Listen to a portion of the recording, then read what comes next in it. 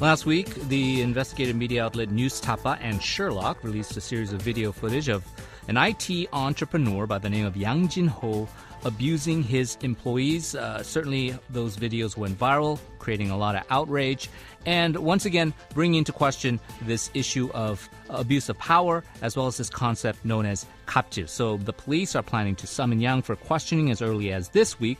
We'll be talking about perhaps the root causes of this workplace power abuse, maybe the overall concept of Gapjil and whether it is unique here in Korea. And to help us out with this discussion, very pleased to have joining us our panelists. First, he is an assistant professor from Seoul Women's University, also a columnist at the Korea Times, David Tizzard. Thank you very much for joining us. Good evening, thank you. And also joining us from the Department of Cultural Anthropology at Hanyang University, Professor Christian Park. Professor Park as well, thank you for joining us. Good evening. So we keep hearing about Gapjil, right? And it's even made its way to the New York Times, introducing that to the lexicon to American and global readers. Gapjil is not new. We've been seeing more and more of these cases pop up. What would you say is, I guess, some of the reasons why this phenomenon has sort of taken hold in the public consciousness? Well, I think it has to do with new media technology, that people could report, or at least this goes viral, and recognize and see it through, there's no excuse when you have a video and this, recordings and everything. So I think that also stimulated or exploded these cases. I mean, as you said, it's been here with us for a long time, but it's usually in a private setting. Now that private setting is going to public, so internet, I guess, is a good example. So it's not a case of this all of a sudden becoming a problem. It's always occurred. It's just now that these things visible, are becoming more visible because of the ease in which these various devices are able to record this. When you hear Professor Tizzard about all of these cases, largely with the executives or perhaps other people in positions of privilege, them being reported, then this kind of pattern we see of public outrage and then kind of cries and some kind of recriminations against the employees. Yeah. Do you think that it is something that is more apparent or I guess, frequent here in Korea compared to other countries that you're aware of? Well, I think it's very hard to qualify like that because power trips and abuse of power exists all over the world. Wherever there is power, Lord Acton famously said that power corrupts and absolute power corrupts absolutely. And also in Korea, when we see these incidents come up, viral videos and news reports, we often don't stop to ask, is this Gapjil? Is this bad anger management? Is this sort of an economic abuse?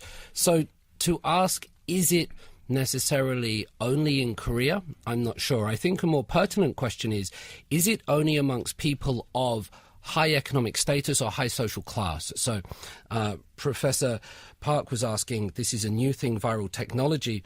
I'm curious about, in Korea itself, can Gapjil exist amongst, we have the three-class spoon theory. Can Gapjil exist amongst normal people? Does it exist amongst people in the street, in convenience stores? Or is it only this embedded sense of entitlement that seems to be addressed only at the upper class and only at sort of members of conglomerates? And that seems to be the key point here, right, Professor? Yeah. Because there are jerks and people who abuse power in every culture and society, right? Yes. You have that in the States, you have it in Europe, you have it everywhere, but there does seem to be some kind of aspect of whether this, not just as David was talking about with the elites and this abuse of power, but maybe even just like your neighborhood association and how you might treat, let's say, a security guard that works in your apartment complex. And do you, as a cultural anthropologist, notice some of these facets here in Korea? Yes, I think so. I mean, every community has a rule of their own, and also there's always kind of rules about inside and outside and hierarchy, and especially in a society where it's not democratic, or only like-minded people or one person makes a decision or runs the thing, then there it would be people following orders without question or whatever. And in order to keep this culture going, I mean, people tend to follow this culture, and so who is considered to be below, then they want to keep these people below. I mean, because there is no rule. There is, I mean, it's not a public system, so it is maintained through cultural ways, Right. And to teach young people or teach other people that this is our rule. Right. You have to do it through this practice, and sometimes it could be very abusive. And through the most abusive gets most effective kind of teaching method. I mean, so I think it has to do with the military culture in South Korea, and also gender. Does Confucianism have a play in it as well? You could say that, but to me, I think Confucianism is just I say that I think I'm debasing Confucianism. I see. So, but just more, with the kind of stereotype of the yes. hierarchical order Yes. of Confucian tenets, but you're saying that would be kind of an insult to Yes. the ideals of Confucianism with what we're witnessing here in Korea. Exactly. Yes. If I could just sort of defend a little bit with this neo-Confucianism that came into Korea, you asked about different cultures in different countries. I've seen, I think, the positive manifestation of these 5 relationships that's talked about in the Analects and beyond. As an outsider, I've seen people treat me with gifts, with exceptional service in restaurants because there's a relationship that exists. And that's a very positive thing. I think when we see this abuse of power and this Gapjil that we're discussing today, it's exactly the same thing but just manifest in a negative fashion. So it's not necessarily good or bad, it's just how it's enacted by the people in society. And I think Professor Park is correct to say, because it's not codified and written down, that makes it liable for abuse, perhaps. I think that's a really important point because I think a lot of people, if they're expats who come to Korea, they will remark about how excellent the customer service here is in this country, right? You make a phone call, someone will be right there to fix your car or have a delivery right on time. You can't expect that in the UK or in the US. But at the same time, you can't go to a department store here in Korea and get upset at the employee and make them kneel down in front of you. And so those are those negative side effects that sort of have I guess, negative connotations to what does seem to be a very orderly and in certain aspects, a very positive kind of living experience. Do you feel that Gapjil is sort of universally sort of spread around, or are there certain industries or certain social settings that you feel is more prevalent, Professor Park? Well, I think it's universal in the sense that we live in a hierarchical society, and I was going to say there's Foucault also kind of mentions that the power is everywhere. So I mean, I think within a weakest class or ranked people, there is also another rank forming. So most hierarchical places, prison also. That one small cell, everybody's like squashed together, but still there is order within it, and trying to re-establish or form an order there. So everybody has trying to get into power of what sort, and that's what Foucault or the French philosopher mentioned about it.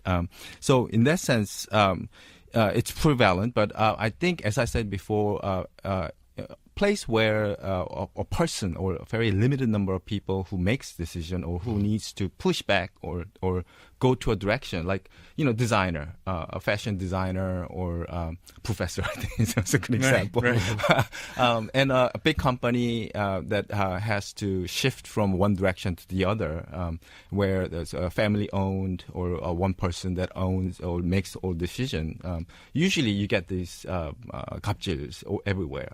And as I said before, in order to keep the corporate culture, they encourage it actually, so that everybody knows who's up, who's below. Yeah, go ahead. I stepped into very dangerous territory with one of my articles in the newspaper by suggesting that the K-pop industry had a lot of this sort of abuse of power, this top-down mechanism which controlled the lives of people in terms of who they might date, who they might see, the actions, what they're allowed to say, are they allowed to be yourself. So in that sense, I think it might produce a lot of economic boost and a lot of cultural awareness of Korea. But on the other hand, it stifles creativity. Just going back to the military as well, it might even be essential for a well-disciplined, strong-running military to have order if you have these people based on aggression. So it manifests differently in every industry and also has, again, positives and negatives. Yeah, and again, a difference is every able-bodied male has to serve in the military. So to some extent, they're affected by it. Whereas in the UK and the US, it's a volunteer army, and so you might have certain military types who might adhere to that kind of hierarchy. Yeah. Just to follow up on what you said, though.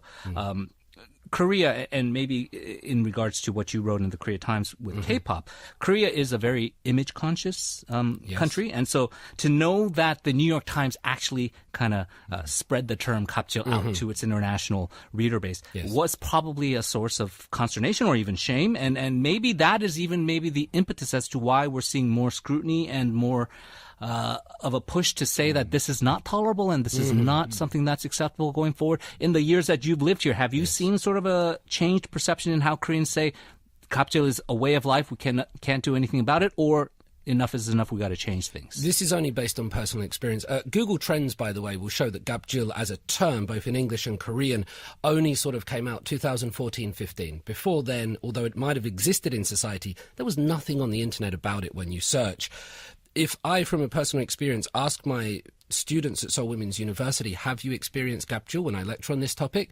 Few of them will raise their hands and say yes. To them, it's not something that is part of their day-to-day lives. So that might mean it's more military-based, it's more male-based. But then we saw with Korean Air that it's also very possible to happen amongst females with the Cho sisters. The Korean public and citizens were very angry and demanded in a petition that the name Korea be removed from that company's name. So yes, it does cause a deep sense of embarrassment, but the most important thing to do is talk about the deep issues openly and maturely, and I think Korea is slowly getting to do that from my outside perspective. Professor Park, would you generally agree? Yes, I think so. But also, I think Gapjil, coming from a more academic side, it's too general. I think so. There are many cases, as you said. There's a jerk there, but also there's abuse, there's harassment.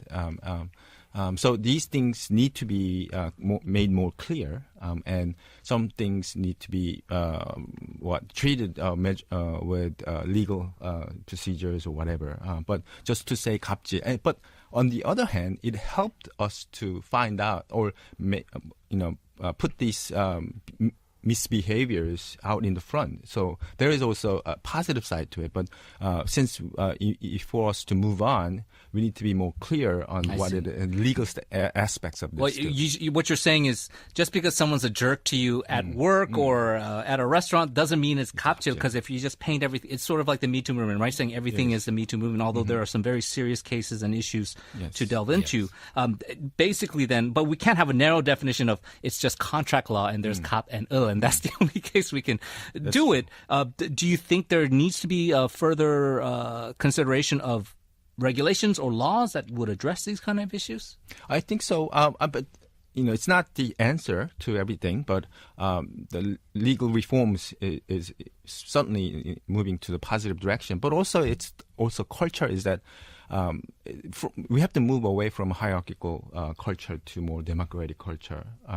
That although the hierarchy is for the efficiency or for the way to manage the large group of people, whatever, but there's always people who needs to raise their voice. I mean, what happened to past governments or all these things happening in different places?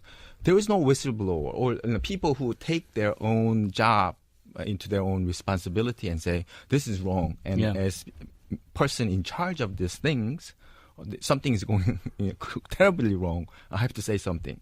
No one does that in South Korea. I shouldn't say no one, but very rarely people do it. And I think we need to move to a more kind of every aspect of society and culture in the sense that we are all equal, and we need to raise our voice or be part or be true to our calling or our job. Yeah. If I could just briefly add to that, and I would absolutely desire the same thing, that people are true to their desires and their callings. I would be a little bit careful if it was going to come enacted from rules top down, which govern social control. We've seen rules like the Kim Yong-Lambop, which governs how much money we can give with each other. So I don't think too many rules should govern societal behavior amongst people. Okay. Well, we're going to have to leave it there, but great discussion. Professor Park, Professor Tizzard, a pleasure, and hope to see you guys again soon. Thanks a lot. Okay.